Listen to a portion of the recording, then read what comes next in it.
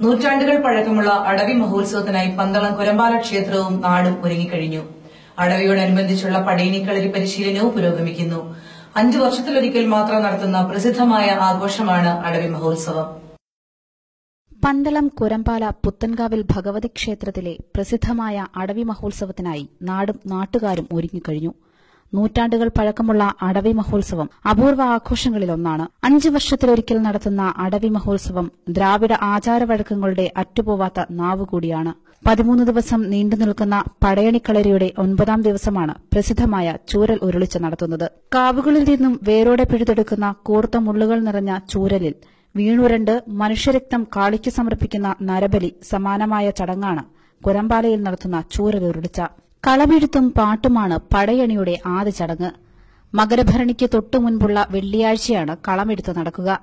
പഞ്ചവർണ്ണപ്പൊടികൾ ഉപയോഗിച്ച് ദാരിക വധാനന്തരം കൈലാസത്തിലേക്ക് വരുന്ന കാളിയുടെ രൂപമാണ് വരയ്ക്കുക. രാത്രിയിലെ കുരുതിയും ക്ഷേത്രത്തിന്റെ വെളിച്ചപ്പാടിന്റെ ആഴിയഴിക്കലും കഴിഞ്ഞാൽ പുലർച്ചെ ഭദ്രകാളി കളം മായ്ക്കും. കളം വരയ്ക്കുവാൻ ഉപയോഗിച്ച കളപ്പൊടി സൂക്ഷിച്ചുവെക്കും. ഇതാണ് അടവി ദിനത്തിൽ ചൂരലുരുളാൻ വ്രതമെടുത്ത ഭക്തർക്കുള്ള പ്രസാദം. മകരഭരണിനാൾ ദേവി നാട് കാണുവാനിറങ്ങും.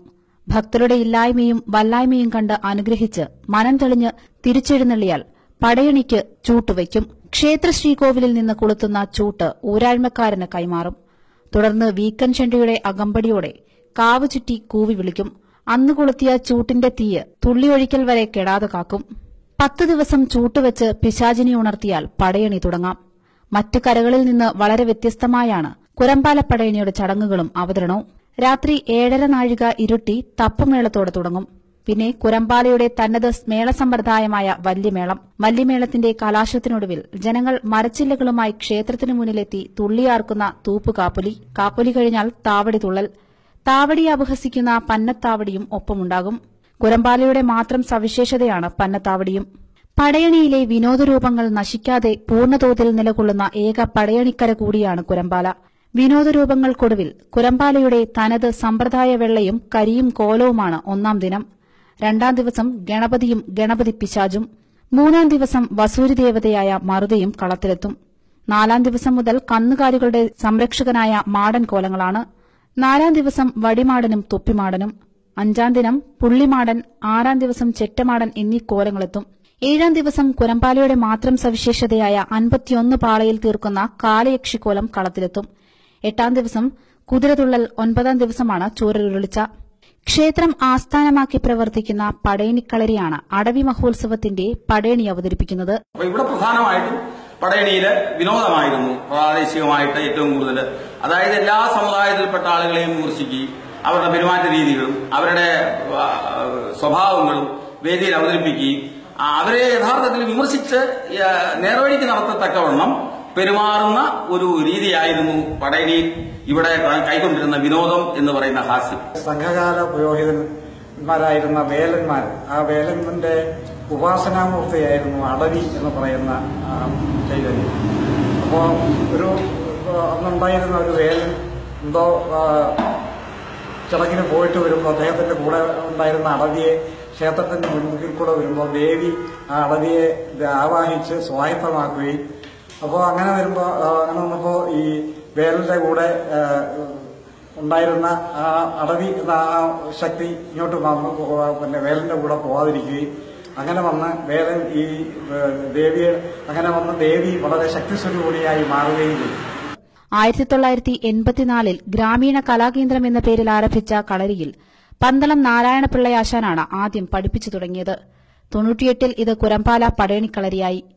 കടമിനിട്ട വാസുദേവൻ പിള്ള, കടമിനിട്ട രഘുകുമാർ, കടപ്ര ഗോപാലകൃഷ്ണൻ, കടമിനിട്ട അരവിന്ദാക്ഷൻ, കോട്ട സിയ രാഘവൻ പിള്ള, അറുകാലിക്കൽ രാഘവപ്പണിക്കർ, സച്ചിദാനന്ദൻ എന്നിവർ ഇവിടെ പടയണിയും താളവും പാട്ടും കോലമെഴുത്തും അഭ്യസിപ്പിച്ചു വരികയാണ്.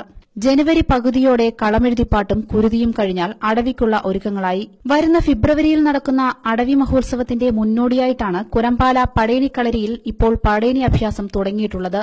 തപ്പിന്റെ താളവും കോലപ്പാട്ടിന്റെ ഈണവും അസുരവാദ്യങ്ങളായ വീരമദ്ദളവും വീക്കുചെണ്ടയും കുരമ്പാല എന്ന കൊച്ചുഗ്രാമത്തെ ഉണർത്തിക്കഴിഞ്ഞു. ഒരു നല്ല മണ്ണിന്റെ നേരിയ നനഞ്ഞ ആകാശം ഇത് മുത്തോല്ല തള്ള വിളിച്ചോ ഇങ്ങോട്ട് വന്നു.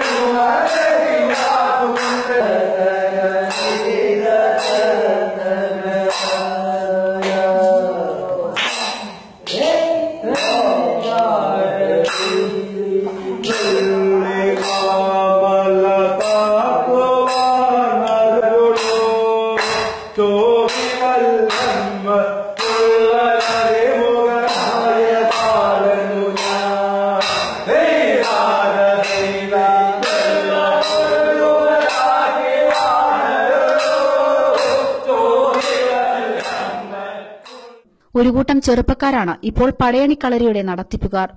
പരിചയസമ്പന്നരായ കലാകാരന്മാരും ഇവരോടൊപ്പമുണ്ട്. കളരിയുടെ പ്രസിഡന്റ് രതീഷും സെക്രട്ടറി ശരത്തുമാണ്. ആഴ്ചയിൽ 2 ദിവസം ഇപ്പോൾ പരിശീലന ക്ലാസുകൾ നടത്തുന്നുണ്ട്. ചില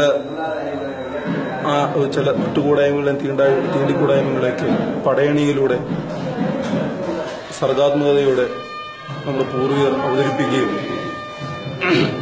അതിനെ വിമർശിക്കുകയും ആ വിമർശനത്തിലൂടെ സമൂഹത്തിന് ഒരു ബോധ്യപ്പെടുത്തൽ നടത്തുകയുമാണ് കുരമ്പാല പടയണിയിൽ നടക്കുന്നത്. വിവിധ സ്ഥലങ്ങളിൽ നിന്ന് വിവിധ വാർത്തകളുമായി വന്ന് ഈ സമൂഹത്തിന് കൊടുക്കുന്ന പരദേശിമാര് കുരമ്പാല പടയണി കാണാം. ന്യൂസ് ഡെസ്ക് വേണ TV.